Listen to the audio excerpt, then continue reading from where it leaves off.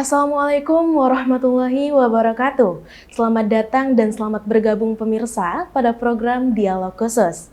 Senang sekali rasanya saya Fairuz Asila pada program kali ini dapat menemani pemirsa yang mana pada hari ini kita kedatangan narasumber yang luar biasa sekali, yaitu Bapak Refwildon selaku Ketua dari Bank Sampah Sejahtera Bersama. Yang mana nanti kita akan berbincang lebih dalam lagi terkait pengelolaannya, dampak, dan bagaimana nanti impact-nya kepada masyarakat dari program Bank Sampah Sejahtera Bersama ini. Nah, sudah bersama dengan kita hari ini Bapak Refwildon, Ketua dari Bank Sampah Sejahtera Bersama. Kita sapa dulu Bapak Refwildon. Assalamualaikum Bapak. Waalaikumsalam. Gimana nih Pak kabarnya hari ini Pak? Alhamdulillah baik banget. Alhamdulillah sehat ya Pak. Sehat. Perjalanan tadi gimana Pak? Aman? Aman, lancar banget. Alhamdulillah. Oke Pak, tadi kita udah membahas nih Pak tentang membridging bahwa Bapak merupakan ketua ya Pak dari pengelolaan Bank Sampah Sejahtera Bersama. Nah mungkin kita pengen tahu nih Pak, apa sih Pak sejarah lahirnya dari Bank Sampah Sejahtera Bersama ini Pak? Ya baik, Fairuz, sejarah pertamanya Bank Sampah Sejahtera Bersama itu pertama sekali berdasarkan dari kita RW di Kelurahan Indarung itu menjadi RW terbaik di Kota Padang di tahun 2017. Jadi dari awal kita menjadi RW terbaik se-Kota Padang, makanya melalui Pak RW kita bentuk nih Bank Sampah. Alhamdulillah di situ udah terbentuk 3 orang pengurusnya. Alhamdulillah saya dipercaya jadi ketua, terus ada sekretaris dan bendahara, dan kita melakukan habis itu studi tiru lah, studi banding ke bank sampah yang lain. Awalnya dari situ berdirinya bank sampah, dari inisiatornya Pak RW. Berarti dimulai dari prestasi ya Pak yang lalu diinisiator oleh Pak RW. Betul. Luar biasa sekali. Nah dari sejarah itu Pak, tentunya kita melihat visi ke depannya gitu Pak. Visi dari misi Bank Sampah Sejahtera Bersama ini sebenarnya apa gitu Pak? Kalau misinya Bank Sampah Sejahtera Bersama, kita dari awal mengedukasi masyarakat, bagaimana merubah kebiasaan lama masyarakat itu yang suka membuang sampah sembarangan, membuang sampah di sungai.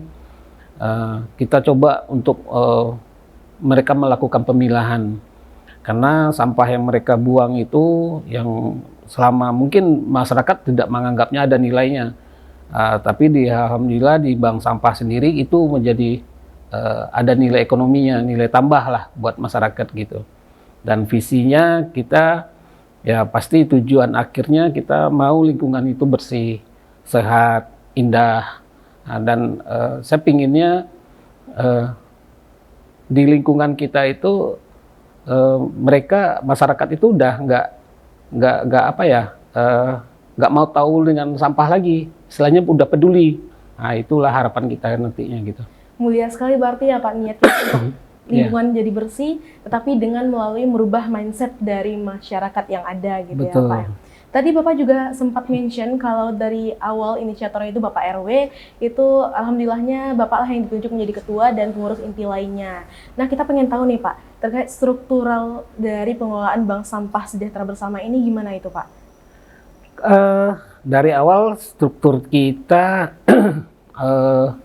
ada 8 bank sampah, 8 pengurus bank sampah yang kita ambil, kita ajak dari masyarakat di lingkungan RW 5. Kebetulan nih di pengurusnya itu banyak laki-laki semua. Kebetulan cuma 2 orang yang pengurusnya perempuan, ibu-ibu. Jadi ada 6 orang bapak-bapak atau yang laki-laki. Dan itu kita bagi di masing-masing koordinator tugas dan tanggung jawabnya masing-masing. Ada yang di bagian pemasaran, ada yang di bagian aset, ada yang di bagian pelayanan. Ada 3 divisi gitu. Berarti sudah begitu lengkap ya Pak ya, dari strukturnya ada pemasaran, dari aset juga gitu ya Pak ya. Betul. Nah, berarti Bank Sampah Sejahtera Bersama ini apakah sudah memiliki legalitas tertentu atau sudah bergabung dengan inisiasi tertentu di Kota Padang tentunya Pak? Alhamdulillah legalitas kita dari SK Kelurahan sih, Mbak. Baru dari SK Kelurahan, tapi dari SK Kelurahan kita juga udah konfirmasi, udah koordinasi ke pihak DLH Kota Padang.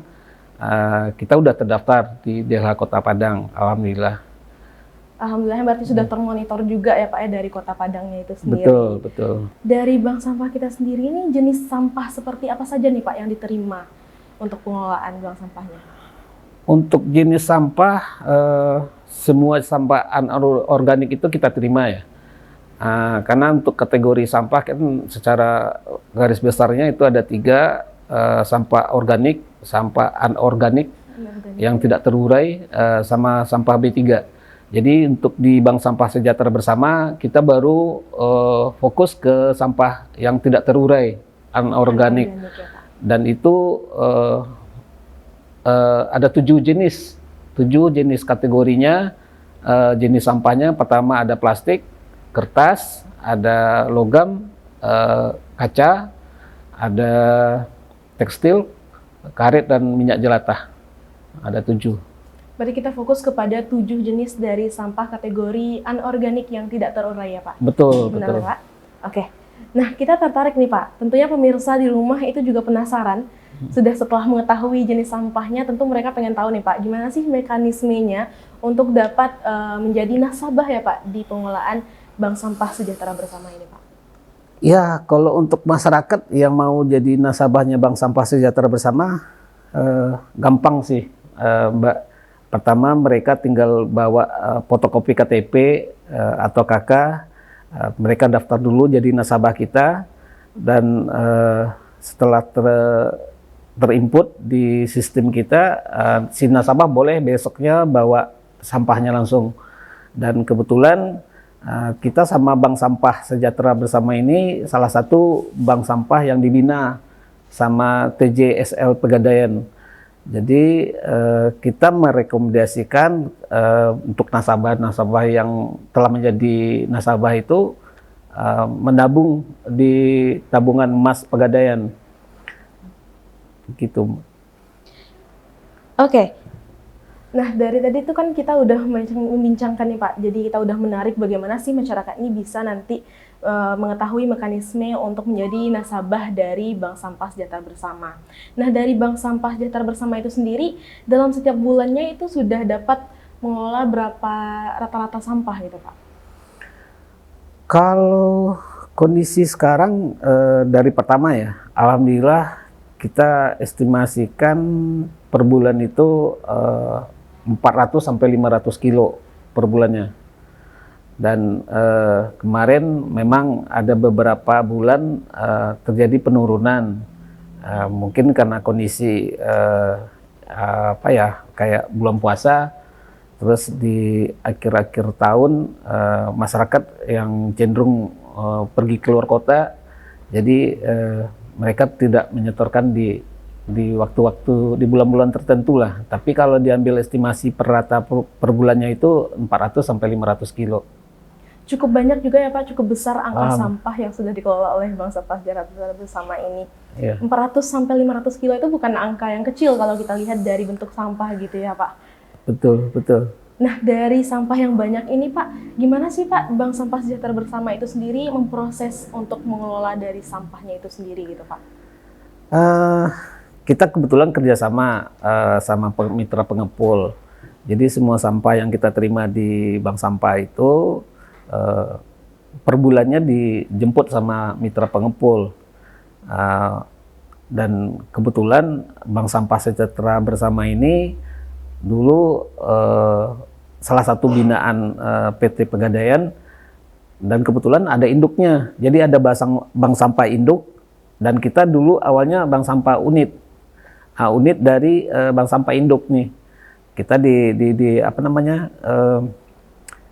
dibina secara langsung sama Pegadaian, dan kita dijemput sampahnya sama bank sampah induk tiap bulannya gitu. Berarti kita sudah bermitra di sini ya Pak ya? Betul. Dengan Pegadaian tadi ya Pak?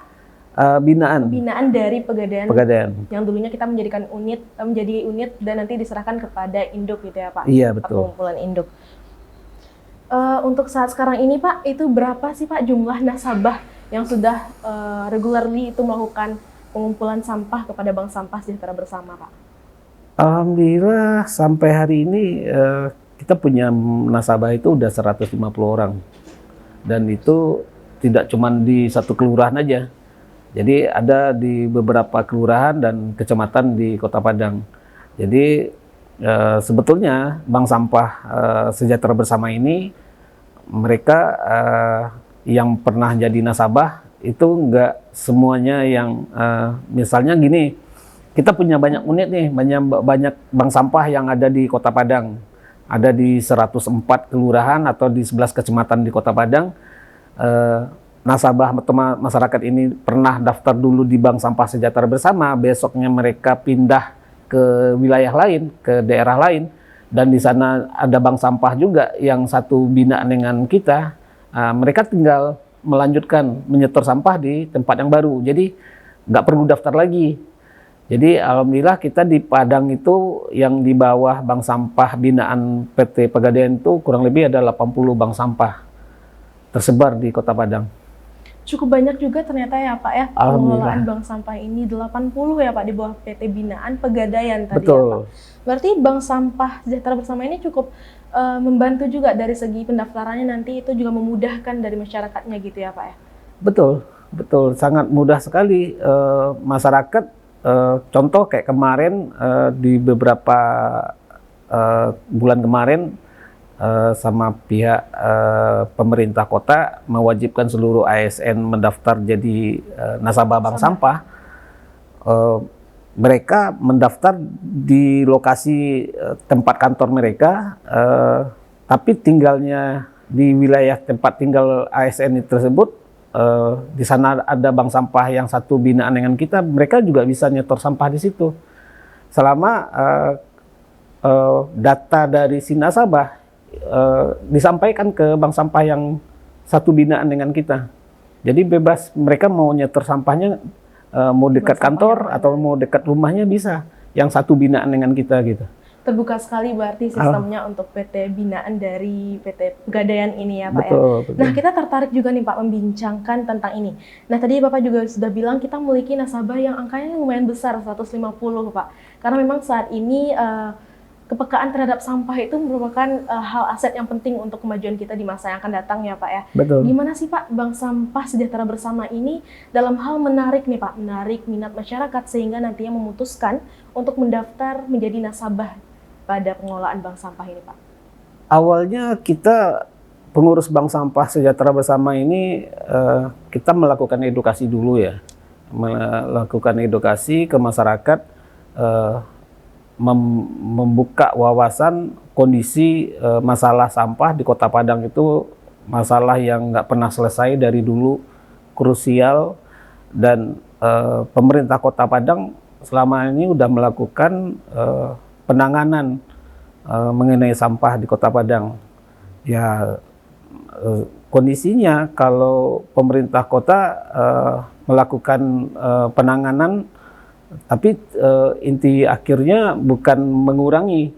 Jadi dari bank sampah kita sebetulnya lebih fokus untuk mengurangi volume timbulan sampah tadi, Mbak. Jadi makanya harapannya masyarakat yang selama ini tidak tahu gimana cara memilah sampah, tidak peduli dengan lingkungannya dia, sampah berserakan di depan atau di belakang rumah atau di aliran sungai yang berdampak ke semua masyarakat gitu. Dan itu kita lakukan secara terus-menerus, ibaratnya memberi pemahaman ke masyarakat pentingnya untuk menjadi memilah sampah dan menjadi nasabah bank sampah gitu. Edukasi secara berkala berarti itu yang sering dilakukan oleh Bank Sampah Sejahtera Bersama ya Pak. Nah selanjutnya ini menarik nih Pak. Tadi kita sudah bincang banyak terkait berapa jumlah nasabah dan bagaimana cara menariknya. Selanjutnya itu Pak, apa sih Pak kendala yang dirasakan oleh Bank Sampah Sejahtera Bersama sendiri dalam hal menarik atau mengedukasi masyarakat terkait pengelolaan sampah, Pak? Kalau kendalanya dari kita pertama 3,5 tahun yang lalu mendirikan bank sampah, jadi tepatnya kita kemarin itu launching bank sampahnya di tanggal 12 Maret 2022. Pas waktu beberapa bulan setelah COVID ya, lepas dari COVID lah, pandemi. Kita launching, kita resmikan, kondisinya, kendalanya sampai sekarang, tentu semua yang kita lakukan untuk masyarakat, tidak semuanya masyarakat menerima dengan begitu saja. Ibaratnya dengan perjalanan 3,5 tahun ini, bank sampah kita, kita pernah diteror sama masyarakat, kita pernah diancam sama masyarakat, kita pernah diejek juga sama masyarakat. Ya cukup banyak sih. Dan yang fatal itu kebetulan bank sampah kita itu berada di depan aliran sungai, aliran air. Dan kebiasaan masyarakat sekitar yang belum menjadi nasabah bank sampah itu yang suka membuang sampah ke aliran air itu, dan itu jadi hambatan bagi kita untuk mencegah masyarakat itu untuk buang sampah di aliran air tadi, virus gitu. Jadi dan itu saya rasakan masyarakat itu biasanya kalau misalnya kita udah menyampaikan baik-baik ya, biasanya kan besok-besoknya kan mereka nggak mengulangkan lagi, harapannya kayak itu. Cuman masyarakat itu kalau misalnya kita udah tegur kayak gitu, dia nggak menganggap kita siapa-siapa, mereka melakukan lagi besoknya tetap membuang sampah di aliran sungai dengan berbagai alasan. Sampah yang dibuang itu ya jenis kotoran atau apalah gitu kan. Cuman ya perlakuan mereka itu nggak yang mereka yang kita inginkan lah gitu kan, sesuai dengan aturan yang kebijakan dari Pemko Kota Padang gitu kan, membuang sampah di aliran sungai. Tidak mudah juga ternyata ya Pak dalam merubah perilaku dari masyarakat yang ada di Kota Padang ini terutamanya. Tapi dapat dibuktikan Bank Sampah Sejahtera Bersama ini dari awal launching 2022 setelah COVID tadi ya Pak. Betul. Tetap bertahan hingga sekarang 2025, itu merupakan progres yang baik, sungguh luar biasa ya Pak ya. Nah, dari nasabah sendiri sekarang Pak, setelah mereka melakukan pengumpulan sampah secara berkala tentunya, apa sih Pak manfaat langsung dirasakan oleh nasabah setelah melakukan pengelolaan melalui Bank Sampah Sejahtera Bersama ini Pak? Kalau untuk masyarakat sendiri atau nasabah yang telah menjadi nasabah Bank Sampah Sejahtera Bersama, mereka merasa terbantulah, apalagi masyarakat ini yang nasabah kita itu punya usaha atau UMKM di rumahnya atau di warungnya, sampah-sampah yang mereka hasilkan dari rumah atau dari dari tokonya dia, yang selama ini mereka menganggap itu nggak ada nilainya, nggak ada nilai rupiahnya. Ternyata setelah kita sampaikan ke masyarakat, maka mereka jadi tambah semangat lagi untuk ada manfaatnya. Ibaratnya saya punya nasabah, punya pelaku UMKM jenis kuliner ya, makanan. Iya, itu paling rajin, paling rutin tiap bulan itu nyetor sampahnya ke bank sampah kita. Dan alhamdulillah dari nilai sampah yang terkumpul itu kita tabungkan, kita setorkan ke rekening tabungan emas Pegadaian mereka, dan itu udah sangat terbantu sekali dengan kondisi harga emas yang makin lama makin melonjak naik, ya, Pak. Melonjak naik gitu. Jadi harapan saya masyarakat atau nasabah yang lain yang masih ya setengah-setengah lah gitu, atau masyarakat yang belum menjadi nasabah itu hendaknya mereka juga melakukan hal yang sama dengan nasabah yang telah menerima manfaatnya itu gitu. Selain merawat lingkungan, berarti juga bisa membantu kita dalam segi ekonomi, berarti. Betul. Ya Pak ya, pengelolaan sampah pada Bank Sampah Sejahtera Bersama ini. Nah, ini menarik nih Pak, kita tilik lagi kepada pembicaraan kita sebelumnya, yaitu terkait edukasi berkala yang dilakukan oleh Bank Sampah Sejahtera Bersama nih Pak. Edukasi seperti apa sih Pak yang diberikan atau melalui platform apa nih Pak, kalau kita boleh tahu lebih lanjut? Kita setiap edukasi itu untuk ke masyarakat itu yang pasti kita menyampaikan kondisi Kota Padang ya. Kota Padang yang sampai hari ini masih statusnya darurat sampah. Rasa empati masyarakat, pedulinya masyarakat dengan sampah masih minim ya. Makanya saya menyampaikan seandainya kondisi sampah yang berserakan atau sampah yang dibuang ke TPS atau sampai ke TPA itu, kalau mereka tidak merubah cara pikirnya untuk ke depan, ya dampak terbesar itu yang terjadi di Kota Padang itu akan ya sangat disayangkan sekali. Ibaratnya kita tidak ada tempat pembuangan sampah yang baru lagi di Kota Padang. Jadi saya berharap masyarakat itu merubah bersama-sama, mengurangi atau memilah sampahnya itu demi TPA kita itu, tempat pembuangan akhir sampah itu bisa berumur panjang. Oke, ini menarik sekali nih Pak. Tapi sebelum itu kita tahan dulu pembicaraan yang ini Pak, karena sungguh menarik, karena kita akan kembali lagi setelah yang satu ini.